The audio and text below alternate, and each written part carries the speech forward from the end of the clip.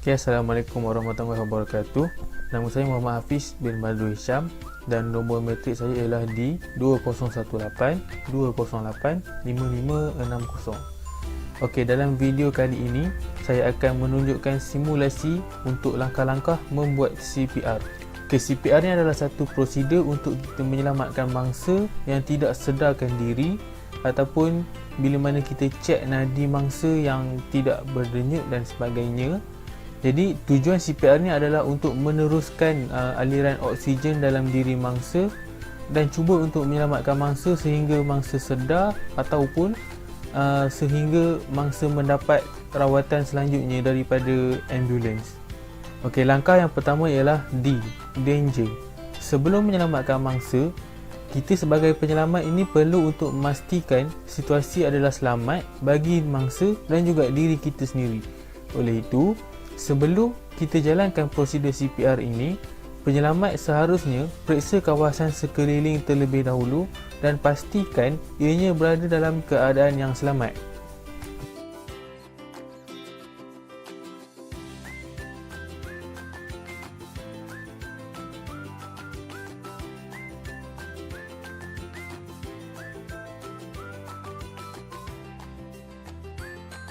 Saya selamat, mangsa selamat.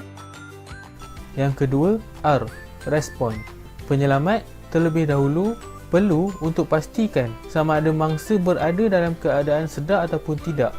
Jadi untuk itu penyelamat perlu panggil mangsa, iaitu dengan menepuk-nepuk bahu mangsa dan juga memanggil mangsa di telinganya. Dalam keadaan ini kita perlu cuba untuk mendapatkan respon mangsa. Sekiranya mangsa tidak memberikan apa-apa respon, kita akan teruskan prosedur CPR ini. Dan untuk memanggil mangsa, kita perlu memanggil mangsa dari bahagian tepi telinganya, jangan di bahagian depan muka mangsa tersebut, supaya sekiranya mangsa sedar, mangsa tidak akan terkejut dengan kita dan boleh jadi akan terhantuk kepala kita nanti.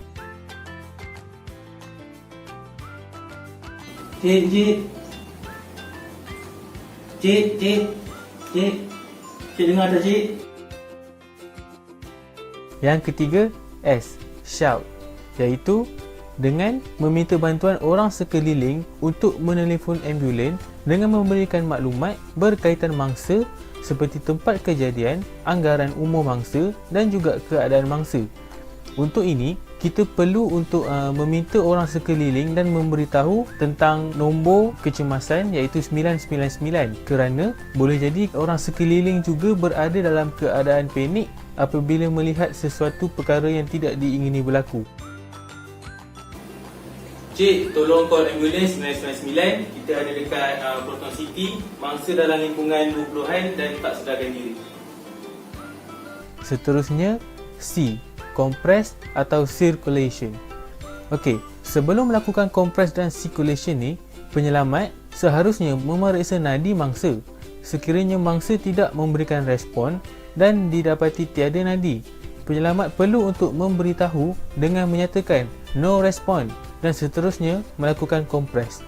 Untuk melakukan kompres, penyelamat perlu cari tempat yang betul, iaitu di tengah-tengah di antara puting mangsa dan juga di bahagian jantung mangsa. Tekanan yang betul iaitu harus dilakukan dengan 30 kali tekanan sedalam 1 atau 2 inci dengan posisi badan yang betul.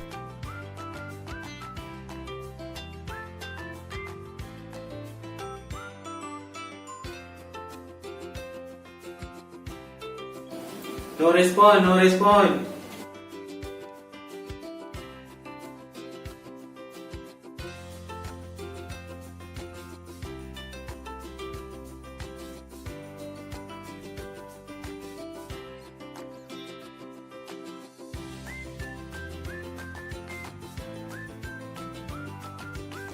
Okey, yang seterusnya A, airway.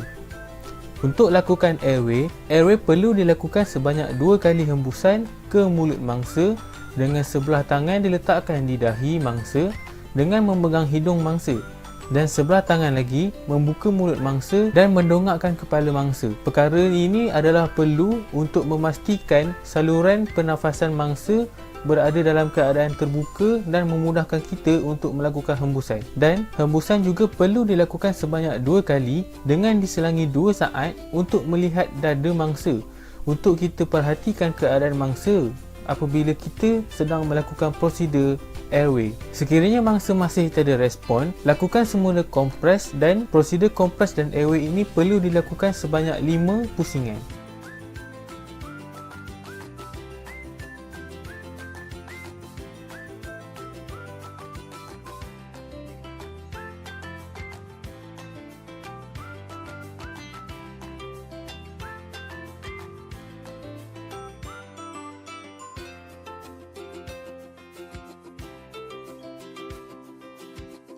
Yang seterusnya ialah B.